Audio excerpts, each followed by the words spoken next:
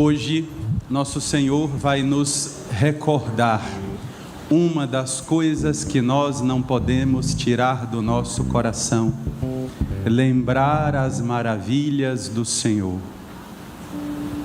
Como falar das coisas de Deus se nós esquecemos o que Deus fez por nós? O primeiro nome dado ao homem é Adão, que significa nascido do sangue, nascido da terra. O segundo nome dado ao homem é Zicar ou Zacar, que significa aquele que recorda. Por que na hora da batalha eu me coloco de pé? Porque eu sei que Deus não me abandona. E como é que eu sei disso? Eu olho na minha memória. Até nossos músculos têm memória. Se nós temos um físico atlético, um corpo que é próprio para correr, eu posso passar um tempo sem correr, mas na hora que eu volto, a memória dos meus músculos é ativada e eu relembro tudo. Relembre o que Deus fez por você. Relembremos que nós somos dependentes de Deus. Relembremos, não esqueçamos o que Deus fez por nós. Porque a alma humana, ela costuma viver um processo de esquizofrenia. Nós dizemos na hora da dor: Deus não liga para mim. E esquecemos tudo que Deus fez. Padre, onde é que tem isso? Na leitura do Evangelho. Nós encontramos isso, meu irmão e minha irmã, exatamente no começo do Evangelho. Era período de perseguição, era período de dor, e mesmo assim, eles celebravam as suas festas litúrgicas. Nós, quando temos uma batalha, o primeiro lugar que a gente abandona é a igreja. Quando nós temos um sofrimento, o primeiro soco que a gente dá é em Deus. Quando nós passamos por uma dor, por uma perseguição, as primeiras pessoas que nós magoamos são os que estão ao nosso lado, porque nós esquecemos. Por que Deus se manifestou aos judeus primeiro? Porque eles todos os anos estavam ali, no templo, cheios de esoterismo, cheios de pecado, mas eles estavam ali, todos os anos. Os pés deles os levavam ao templo, porque uma pessoa precisa saber o que é importante para ela. Uma pessoa precisa saber o que é prioridade na sua vida. Uma pessoa precisa saber o que é que lhe dá vida, o que é que lhe faz bem. Por isso que este povo difícil, infiel, que Deus mesmo chamou como uma prostituta, como uma vinha cheia de ladrões, mas Deus se manifestou a eles, porque eles estavam ali, eles permaneciam, eles celebravam, e nem era uma das festas de procissão. Era uma festa que acontecia entre o dia 23 de dezembro e o dia 25 de dezembro. Meus irmãos, eu não estou dizendo isso porque eu sou padre, não. Eu estou dizendo porque eu sou eu. O que seria de mim se eu não viesse à igreja? O que seria de mim se Deus não me tivesse feito padre? A igreja, ela não me deve nada. Eu devo à igreja. Deus não me deve nada. Eu devo a Ele. Porque nós às vezes agimos de um modo muito estranho, como se estivéssemos fazendo favores para Deus. Eu vou à sua missa, viu? Eu sou tão importante que eu vou para a sua missa. Meu Deus! Hoje eu pedi ao nosso Senhor que me desse, na hora em que eu falasse, o martelo dos pregadores. Porque não dá para a gente ser santo desse jeito. Não dá para ser santo tratando as coisas de Deus como lixo.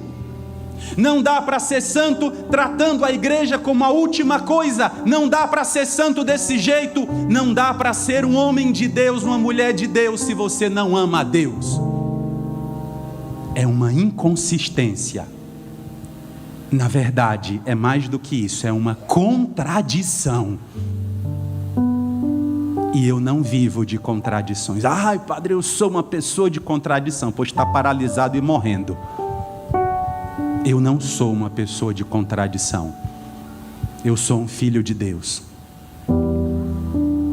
Eles celebravam, eles estavam sendo mortos por Roma. Eles estavam sendo roubados pelos romanos e eles iam ao templo. Os sacerdotes do templo os enxotavam com varas, com pedaços de pau. E mesmo assim, eles estavam lá porque eles sabiam o que era importante. Eu não estou na igreja só porque o arcebispo me deu um papel para eu ser pároco. Eu estou aqui porque eu amo a igreja. Eu estou aqui porque Deus é a coisa mais importante da minha vida. Sem Ele eu não sou eu. Por isso que tudo que se refere a Deus, eu quero fazer o melhor. E eu não aceito que ao meu lado não tenha gente que faça o melhor para Deus, porque me dói no coração. Fazer as coisas de Deus como se fossem coisas de terreno baldio não é comigo. Fazer a obra de Deus com gente que não é de Deus não é comigo. Senão, todos nós chegaremos no final da vida e não ganharemos nada. Chegaremos ao final da vida e o demônio nos esperará, porque nós servimos a Ele desse jeito. Quem não gosta das coisas de Deus é o demônio. Quem vem fazer a obra de Deus sem ao menos ter se confessado é do mal. Não é possível. E nós não estamos mais em tempo de brincadeira, não. Nós não estamos mais em tempo de brincadeira, não. São tempos que não voltarão. São graças que são derramadas e que não voltarão. E quem estiver desperdiçando estas graças vai lembrar desta pregação. E quando lembrar desta pregação, espero que você diga a Deus: eu aproveitei a graça que foi derramada. Por isso que esse povo do Evangelho ia ao templo de Jerusalém, mesmo debaixo de sofrimento. Eu quero clamar a Deus hoje, irmãos e irmãs de igreja, que sirvam a Deus com esse amor, com esse zelo. Eu quero clamar a Deus, irmãos e irmãs de igreja, que não cheguem na igreja dando piadas uns nos outros. Eu quero pedir a Deus, irmãos e irmãs de igreja, que cheguem na paróquia e amem essa paróquia como Jesus a ama e derrama sangue por ela todos os dias. Eu quero servir a Deus com homens de Deus ao meu lado, porque eu já vi esse filme na minha vida. Grandes projetos que acabaram em nada. Porque não tínhamos perseverança e santidade para sustentar a graça. Não tínhamos perseverança, não tínhamos tutano, não tínhamos esqueleto para sustentar o que Deus queria fazer. Este povo celebrava as festas, porque eles sabiam que dali Deus falaria alguma coisa. Vocês não vieram hoje, meus irmãos, para olhar para a igreja, porque isso até por foto é mais fácil. Mas vocês vieram hoje para contemplar o que Deus quer falar. Deus, o que é que o Senhor quer dizer? Vocês sabem qual é a primeira face do amor? Prestar atenção. Você quer saber quando uma pessoa gosta de você? Ela presta atenção. Ela presta atenção. Uma vez eu me peguei falando sobre isso. Olha, preste atenção quando eu falo. Nunca mais eu direi isso. Porque ninguém deve cobrar que prestem atenção em nós. É o primeiro nome do amor. Vocês já viram o olhar de uma criança para a mãe como é? Como é o olhar de uma criança para a mãe? Ela olha para o pai e para a mãe como se tudo viesse dela e dele. Eu quero olhar assim para Deus. Eu quero prestar atenção ao que eu sou pecador, igual esse povo aí da Bíblia. Se eu não me policiar, eu mesmo me destruo. Mas eu quero prestar atenção ao que Deus está falando, porque eu gosto de Deus. Mesmo sendo um pecador, eu gosto de Deus. Eu aprendi a amar a Deus. Eu faço igualzinho a Pedro. Eu não te amo como o Senhor me ama. Eu não consigo. Mas eu te amo, Senhor. E eu não gosto quando o Senhor é maltratado. Eu não gosto quando o Senhor é ferido. Eu não gosto quando o Senhor é rejeitado. Eu não gosto quando não prestam atenção ao Senhor. Porque eu sei o quanto o Senhor é importante, o quanto o Senhor poderia não falar, Deus poderia não falar. Por isso que este povo ia ao templo todos os anos para celebrar as festas. A festa que eles estão celebrando agora é chamada de Hanukkah. E o que é a festa de Hanukkah? Esta festa celebra 3 coisas. E antes que você ache que eu estava tendo agora esse momento da pregação fora da Bíblia, nada aqui é fora da Bíblia, graças ao bom Deus. Tem uma lâmpada queimada. Zelo! E sim, esses buracos vão ser consertados, não se preocupem, viu? Queridos irmãos, a festa que eles estavam celebrando, ela teve origem em 3 situações. Primeira situação, o general Antíoco Epífanes tinha sido mal sucedido em uma batalha e ficou muito chateado. Aí ele pegou, passando pela terra de Israel, tomou a decisão de invadir Israel. E pegou toda a tropa, que também estava chateada, e foi guerrear lá. Padre, o que tem a ver, né, fazer guerra lá? É porque guerra também é um motivo para angariar espólios. Quando uma pessoa guerreia, ela saqueia aquilo que o outro tem, ela tira as riquezas da outra nação. Vocês acham que guerra é só bombinha para lá e para cá? Não, é tirar o que a outra nação tem, é arrancar o que a outra nação tem. Por isso, meus irmãos, que eles passaram ali para arrasar a terra de Israel. E qual era o lugar que tinha mais riquezas? O templo.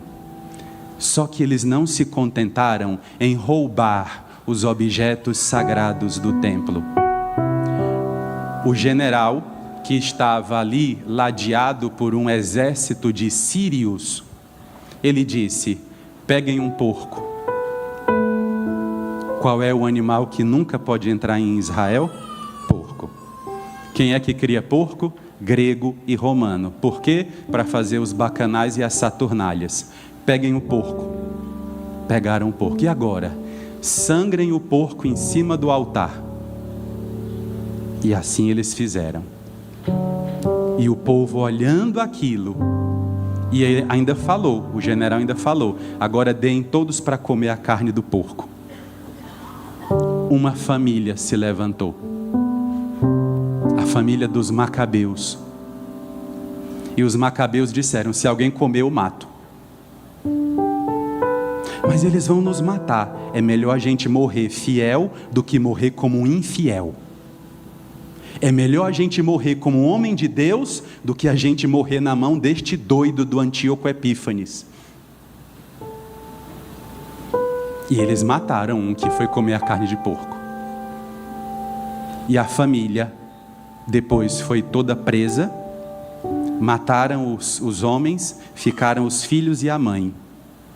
Quando o filho queria fraquejar, a mãe dizia: eu dei a luz a você, não me envergonhe. Seja homem, não coma essa carne. Não traia o nosso Deus. Lembrem tudo que Deus fez. Lembrem tudo que Deus fez. E foram mortos os 7 irmãos na frente da mãe, e ela depois também. Os herdeiros dessa família levantaram uma revolta. O ano era 164 antes de Cristo. E essa família conseguiu angariar muita gente, e eles expulsaram os gregos de lá. Porque os gregos ainda fizeram outra coisa. Depois que eles encheram o altar com sangue de porco, sangue impuro, eles ainda pegaram uma estátua de Zeus e colocaram em cima do altar. Então nem reverência ao altar os judeus podiam fazer, porque se reverenciassem ao altar, estariam curvando a cabeça para quem? Para Zeus. Daniel chamou isso de abominação da desolação. No ano 164, mais ou menos, 162 por ali, eles fizeram uma grande guerra e expulsaram estes invasores. Ah, padre, deixa. Toda religião leva para Deus. Não, isso não é verdade. Todas as religiões não levam a Deus. Isso não é verdade. E nós precisamos de macabeus na nossa época. Nós precisamos de pessoas que, mesmo sendo pecadoras, desejem ser fiéis a Deus, mesmo em meio à infidelidade. Quando eles reconquistaram Jerusalém, eles fizeram 2 coisas. Qual foi a primeira? Eles foram limpar o templo e elevaram um novo altar. E elevando um novo altar, eles reconstruíram a ponte entre a terra e o céu. Porque essa é a função do altar: unir a terra ao céu. Eu não estou aqui para falar de mim, eu estou aqui para unir a terra ao céu, porque chega de falar só de terra. Eu estou aqui para falar de céu. O homem tem sede de céu, o homem tem sede de Deus, o homem tem sede das coisas de Deus. Sozinhos nós não seremos salvos. O homem tem sede de Deus. Não adianta eu chegar aqui e falar de filosofia, e eu poderia falar, mas não adiantaria nada, porque o máximo que a filosofia chega é, se for uma boa filosofia, esclarecer. Não, eu falo por mim agora. Eu preciso de céu. Eu tenho sede de céu. Eu preciso ver o lugar para onde eu vou quando deixar essa terra. Eu preciso entender a vida que me espera, por isso que eu tenho sede de céu. A primeira coisa que eles fizeram não foi levantar isto ou aquilo, não foi pavimentar esta ou aquela calçada. A primeira coisa que eles fizeram foi: refaça o altar, porque sem altar não tem mais nada. Ah, padre, mas isso é coisa de igreja. Não, nós também temos 2 altares: a nossa consciência e o nosso coração. Por que a gente sofre? O altar da consciência pode ser profanado, cheio de ideias na cabeça, cheio de pensamentos, cheios de dúvidas. É porque o altar da consciência está cheio de sangue de porco. Não sei o que fazer, padre, não sei o que decidir, não sei para onde vou. Ah, eu queria tanto fazer isso, mas eu não consigo. Ah, eu queria tanto ser bom, mas eu não consigo. Eu também queria ser, mas eu estou fazendo alguma coisa. Porque o altar do meu coração não foi demolido. Altar do coração é o altar das decisões. Eu decido e eu vou até o fim. Porque eu não me aliancei a um ser humano, eu me aliancei a Deus. Por isso que a primeira coisa que eles fizeram foi elevar o altar. Por que você está sofrendo? Porque os altares da sua vida foram derrubados. Por que você não está bem? Ah, padre, eu estou sozinho, eu estou aqui, tenho o meu trabalho, tenho minha vida, tenho minha saúde, mas eu não estou bem. Por quê? Porque o altar da sua vida foi preenchido com sangue de porco. Você encheu o altar do seu coração de profanação. Você encheu o altar da sua consciência de profanação. Limpe o altar e você vai ver tudo fluir de novo. Padre, por que você fala tanto em altar? Porque altar é um fator de multiplicação. Quanto é 2 vezes 2? Altar multiplica. É Deus pegando sua vida e multiplicando. Quando alguém vem pedir um conselho, padre, eu queria tanto que minha vida deslanchasse, o que é que eu faço? Se confesse e comungue. Ah, que coisa antiga. Pois é. Imagina que o pessoal estivesse fazendo isso até hoje, né? O mundo estaria melhor. Não é difícil, não. Nós queremos coisas de parafernália, não é? Não, você tem que arrancar o seu pé, colocar na cabeça, arrancar uma costela. Não. Confesse e comungue. Reestabeleça a linha espiritual entre a terra e o céu. Consciência e coração. Pronto. Tudo que você receber vai fluir na sua vida. Tem um amigo ruim, vai embora. Tem um amor ruim, vai embora. Tem um hábito ruim, vai embora. Porque você alinhou os altares. Tem um demônio obsessor, seja lá que for, súcubo, íncubo, seja lá o que for. Na hora que você alinhar os altares, ele vai embora. Tem confusão na sua casa, alinhe os altares, ela vai embora. Vai embora, porque o demônio só ocupa casa vazia. Casa ocupada o demônio não ocupa. Por isso que a primeira coisa que eles fizeram foi: levanta o altar de novo, chama os sacerdotes, levanta o altar, para que Deus saiba que nós vamos continuar aqui com Ele. Eu pergunto a você, você também vai continuar com Deus? Olha o nível da resposta que vocês estão dando aqui hoje. Eu gritei até agora e vocês, sim. Deus, não valeu de nada. Para mim valeu, mas pela resposta aqui, Senhor, então eu vou dar outra chance para vocês. Eu vou falar bem baixinho. Vocês vão caminhar com Deus? Sim! É disso que o inferno tem medo. É disso que o inferno tem medo, de gente decidida, de gente que bota o pé na estrada e vai. Eleve os altares que foram derrubados. Levante os altares que foram derrubados e não deixe ninguém mais profanar. Tem alguém mentindo para você? Tira do coração. Acabou. Tira do coração. Limpa o altar. Segunda coisa que eles fizeram: refizeram o candelabro de ouro. Por quê? Porque diante do altar tem que ter luz. Diante de Deus tem luz. Deus não é Saturno. Deus não é a pedra preta. Não. Deus não é trevas. Deus é luz. Primeira coisa que ele fez: faça-se a luz. Então, onde você chegar, ai, pai, daqui tem um piso quadriculado nessa igreja aqui, está errado. Ah, pai, daqui tem um negócio escuro aqui, estão adorando uma coisa obscura. Não fique. Deus é luz. Deus é luz.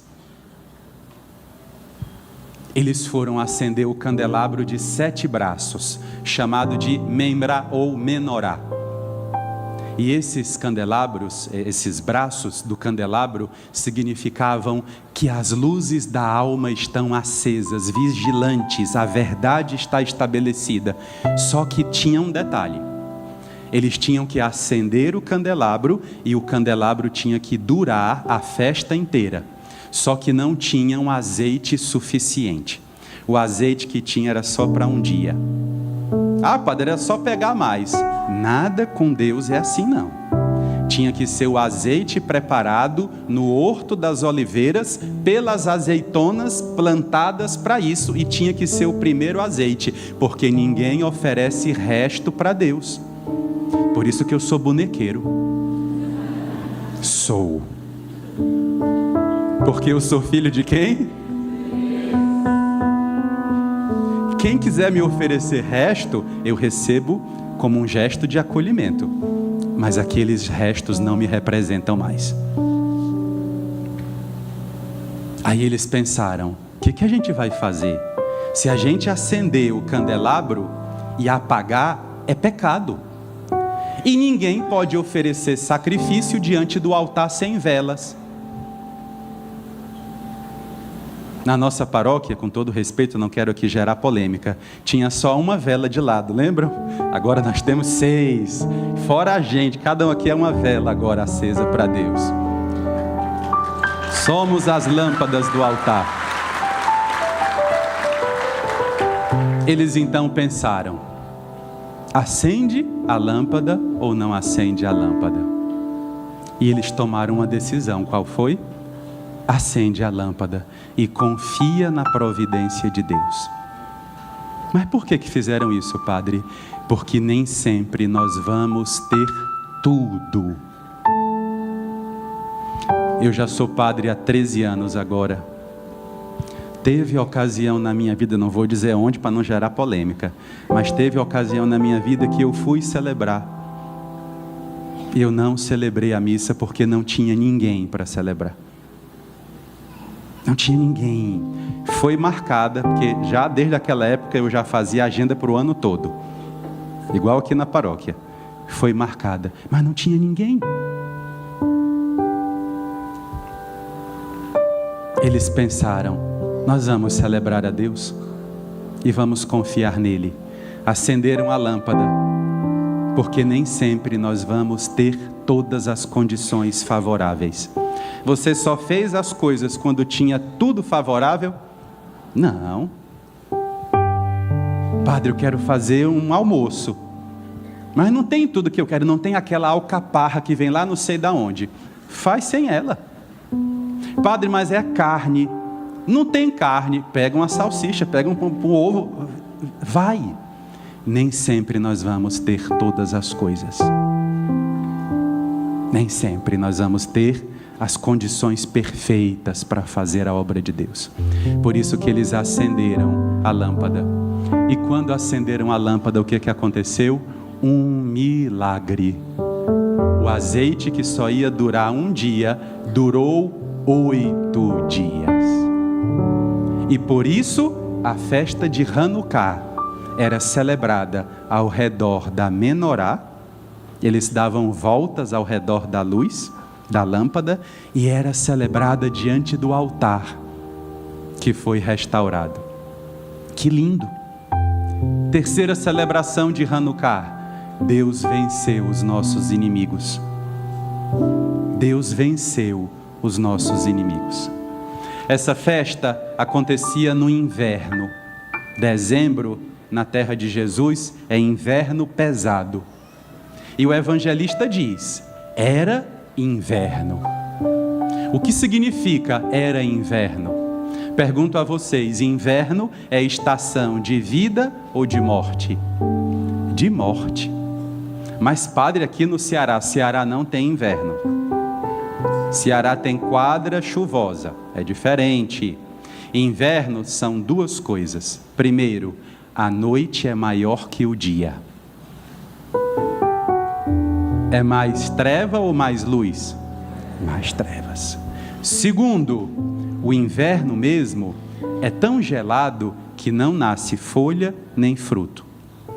Como é que ficam as árvores? Quase mortas. Elas guardam a energia suficiente para quê? Para não morrer. Elas ficam bonitas ou feias? Ficam feias. Quando o Evangelho diz era inverno, está dizendo isso. É o inverno da alma. Nossa alma tem momentos que ela é linda, é exuberante. Tem horas que a gente está bem, não é? Sai cantando na rua as misericórdias de Deus. Mas tem horas que vem o inverno. Tem horas que nós perdemos as folhas, as flores. Tem horas que a gente quer fazer algo bom e não consegue. É o inverno. O evangelista São João disse: era inverno. No inverno, muitas cidades onde o inverno é rigoroso, inclusive fecham colégio, fecham lojas, fecham hotéis, restaurantes, e as pessoas ficam onde? Em casa, uma perto da outra. E esse povo estava onde? No templo. Eles estavam enfrentando o inverno. E sabe o que eles faziam? No templo tinha um lugar chamado Colunata de Salomão, ou Pórtico de Salomão. Era um quadrado, porque o templo tinha que ter medidas matemáticas perfeitas. Era um quadrado, e dentro desse quadrado tinha um lance de colunas que rodeava inteiro o Pórtico de Salomão. O que essas colunas representam? Abrigo. Quando vinha chuva, ou neve, ou frio, para onde eles iam? Para debaixo das colunas. E se você imaginar, o que as colunas visualmente representam na esfera da arquitetura? Elas representam um abraço. Eu estou abraçado, eu estou acolhido, eu estou abrigado pelas colunas. Então eles ficavam abrigados ali, quando era inverno. Não entendi nada, padre, me deixem explicar. Onde a gente encontra abrigo de verdade, meus irmãos? Na casa de Deus. Eu posso estar no meu dia mais difícil, mas quando meus pés caminham na direção do altar,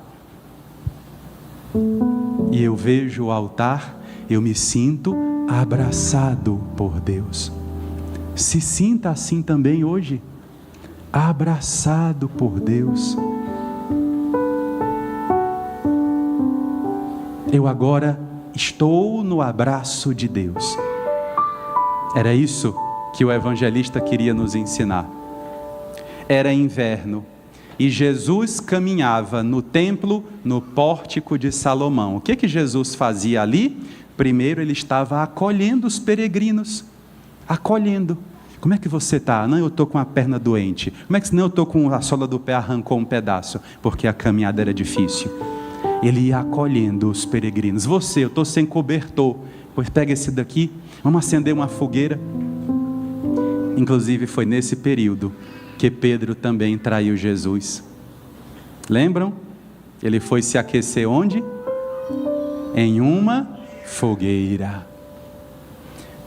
Jesus acolhia os peregrinos. Segunda coisa que ele fazia, ensinava, porque os pórticos que eu estou citando aqui, as colunas, eram grandes, eram imensas, dava para formar grupos e mais grupos embaixo, e cada grupo trazia o seu rabino para pregar para eles. Então Jesus pregava para aqueles homens e mulheres, no caso homens, porque as mulheres ficavam fora, no pátio das mulheres, ouviam de longe, tadinhas, mas ouviam. Ele estava no Pórtico de Salomão. Sabe qual é a imagem aqui? Muito simples.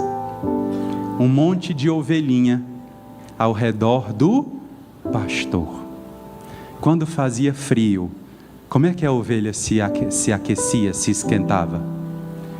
Ela se deitava perto do pastor.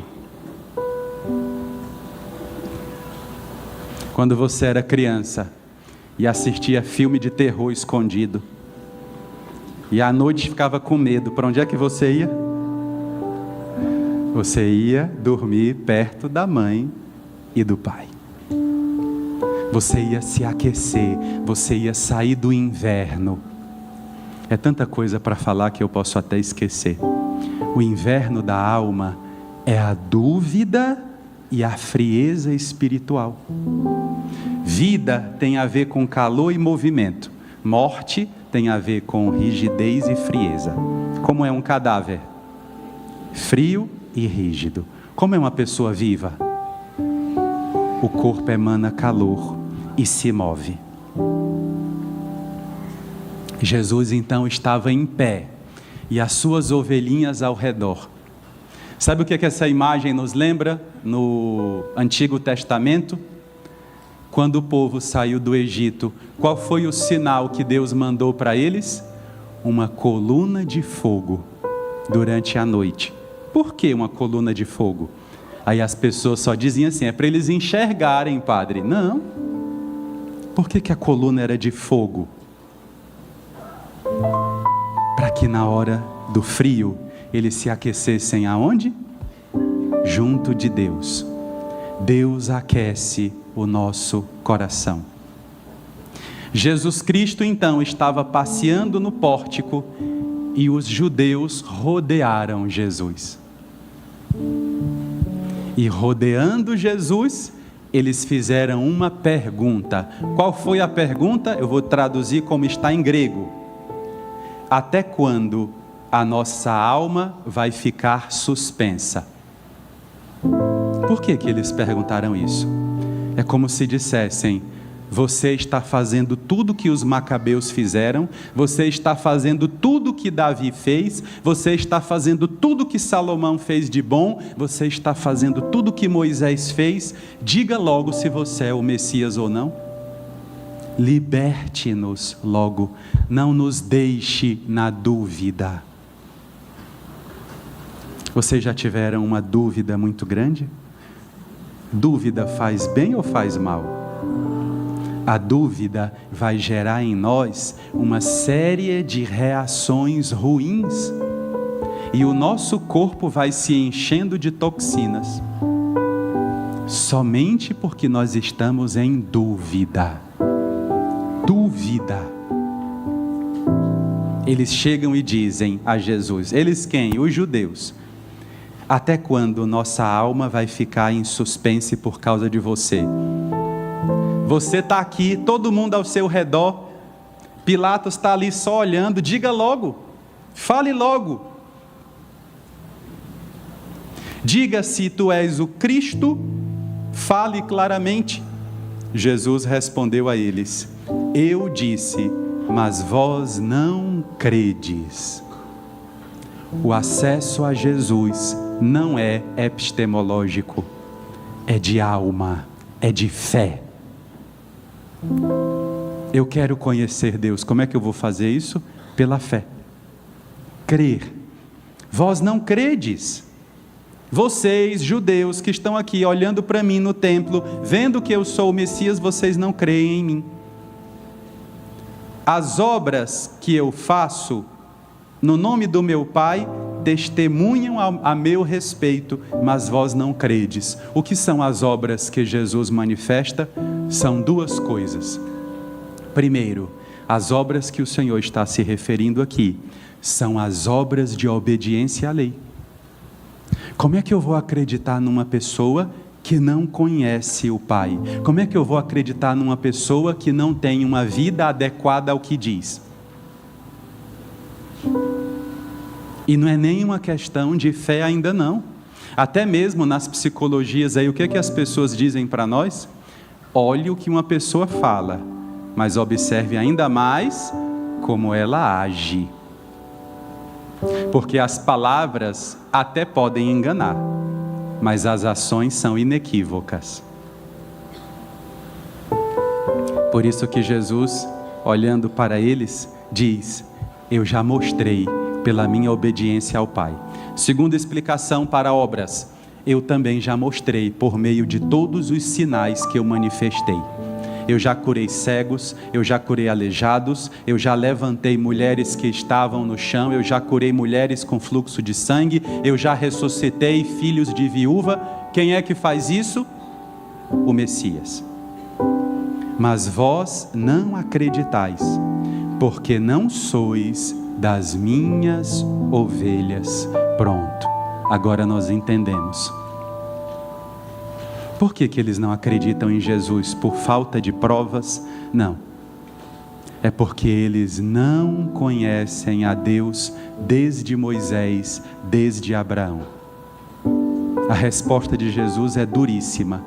É Ele dizendo: vocês não são ovelhas do meu Pai, porque as ovelhas do meu Pai Ele entregou para mim. Se vocês cumprissem a lei do Antigo Testamento, vocês viriam a mim. Se vocês conhecessem o Deus de Abraão, de Isaque e de Jacó, vocês viriam a mim. Se vocês conhecessem o Deus de Moisés, vocês viriam a mim. Mas vocês não o conhecem, por isso que vocês não são das minhas ovelhas. As ovelhas minhas, a voz minha ouvem. Agora eu vou terminar porque o tempo acabou.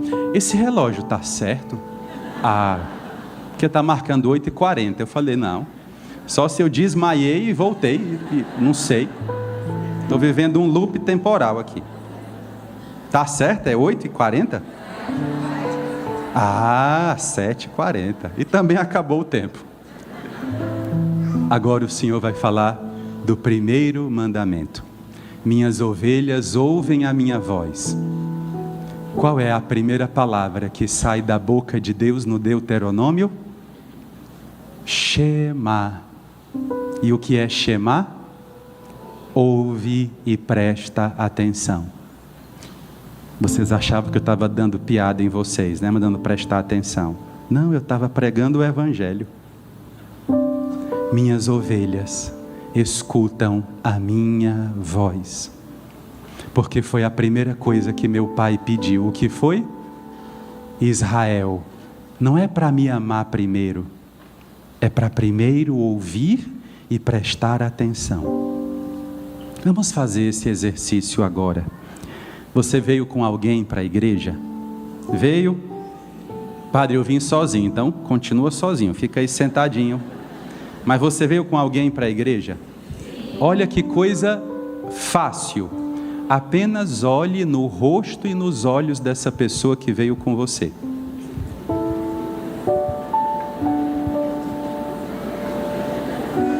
Você está sentindo raiva ou está sentindo alguma coisa boa no coração?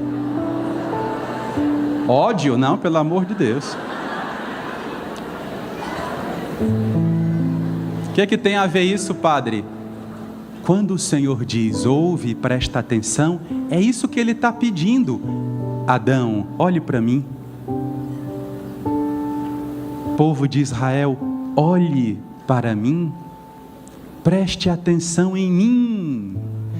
A gente quer prestar atenção em tudo, a gente quer dar atenção a tudo, a gente quer olhar para nós mais que para Deus. Toda vez que eu olho para mim, eu me assombro. Me espanto, como eu sou ruim. Olhe para mim, Padre Elano. Olhe para mim. Porque eu estou olhando para você. Vocês acham que Deus é mal educado? Vocês acham que Deus ia dizer, ei, preste atenção, e Ele ia virar o rosto? Se Ele diz, olhe para mim, é porque Ele está olhando para nós.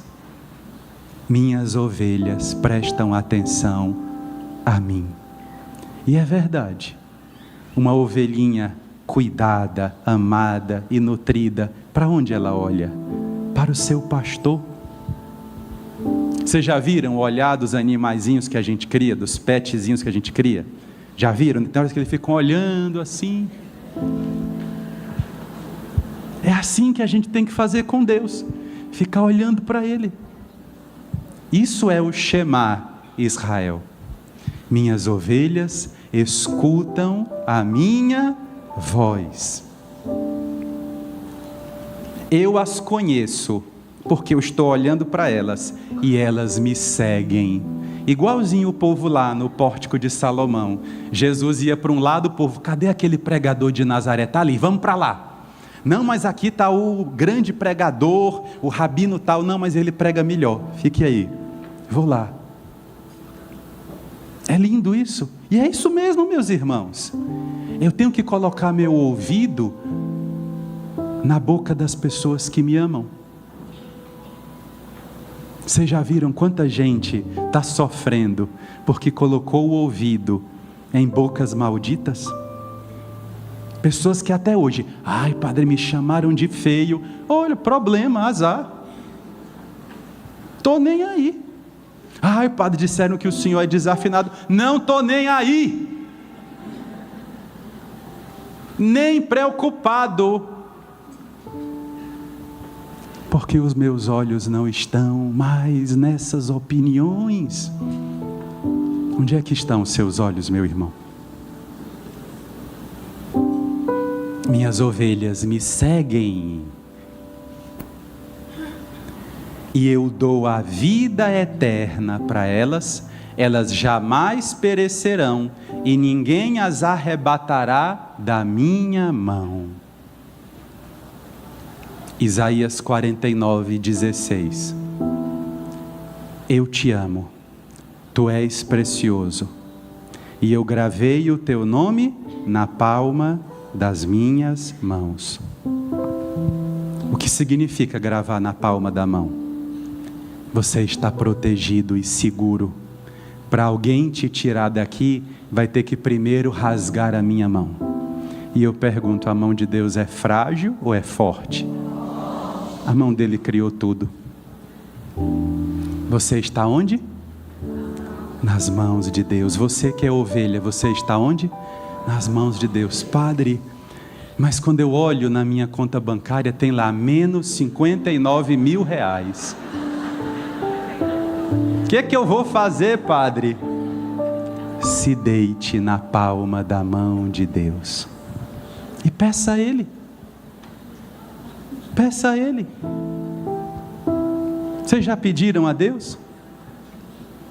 Aprendam isso. Tem um problema? Vá para a palma da mão de Deus. Na palma da mão de Deus você está seguro. E o que significa estar na palma da mão de Deus?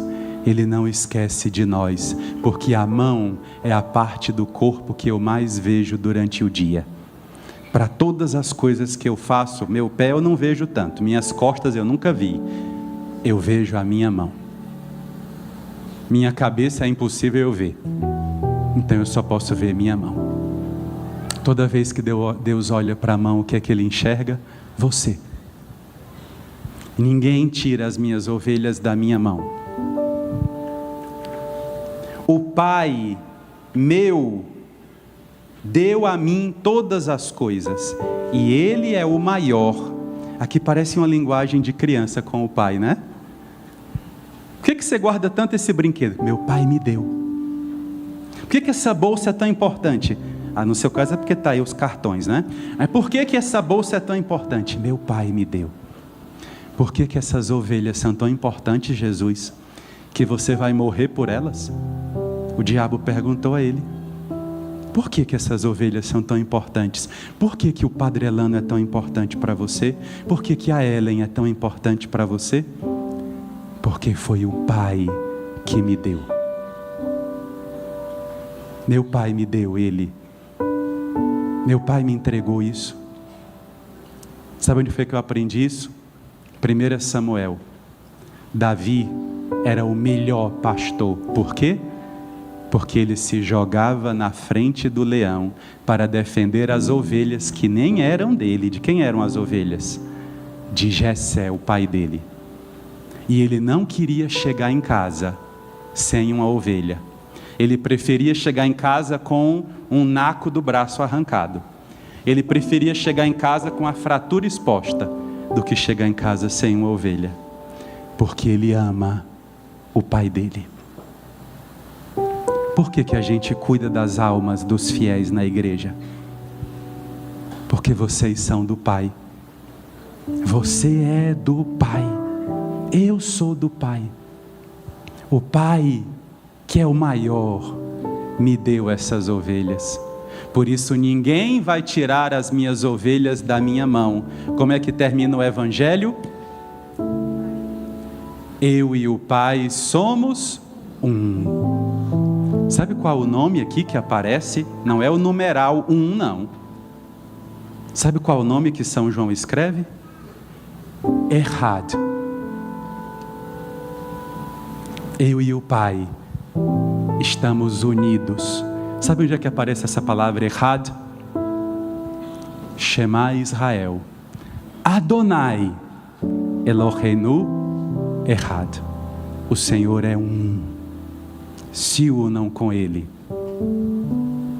Foi isso que Jesus disse para os judeus que o perguntaram: por que ele está pregando tanto no templo? Porque eu e o Pai somos um. Você pode dizer isso para Deus, para Jesus? Jesus, eu quero ser um contigo. Você pode dizer isso para as pessoas que moram com você, para sua esposa, para o seu marido, para os seus filhos? Nós somos um. Olha como está distante, né? Eu queria tanto dizer isso aqui na igreja, Paróquia da Glória. Nós somos um.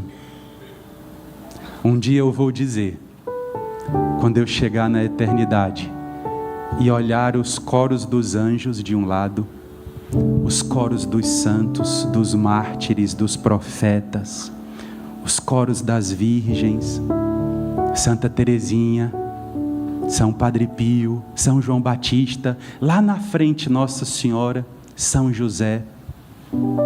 Lá eu vou poder dizer: agora nós somos um.